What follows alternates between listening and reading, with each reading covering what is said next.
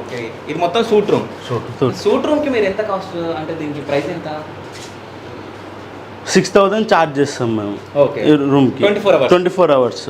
ఎప్పుడు booking time నుంచి 24 hours ఉంటుంది. ఓకే, 6,000 ఛార్జ్ చేస్తాము. కార్పొరేట్స్కి 10% డిస్కౌంట్ ఇస్తాం మనం ఈ రూమ్ మీద. Okay, with 4 members breakfast free.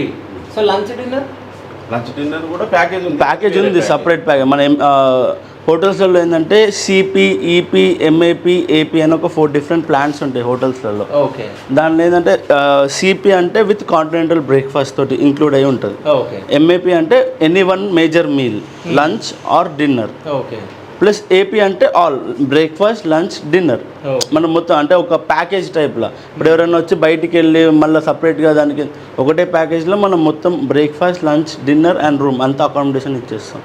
కొంతమంది ఉంటారు మాకు రెగ్యులర్గా వస్తూ ఉంటారు, బ్యాంక్ ఎంప్లాయీ ట్రాన్స్ఫర్ అయ్యి ఇక్కడికి వస్తారు, ఫ్యామిలీతో వస్తారు.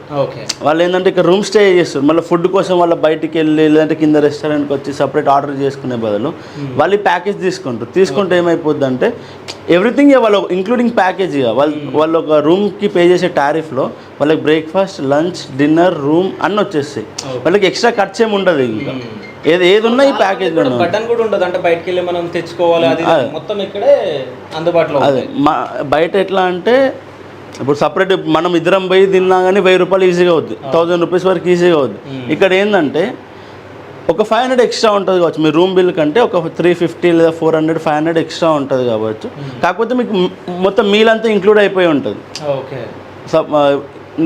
నేను మా ఫాదర్ సపోజ్ ఒకవేళ కస్టమర్ లాగా దీనిలోకి వచ్చినప్పుడు ఏమైందంటే మేము మేజర్ మీల్ కోసం చూస్తాం.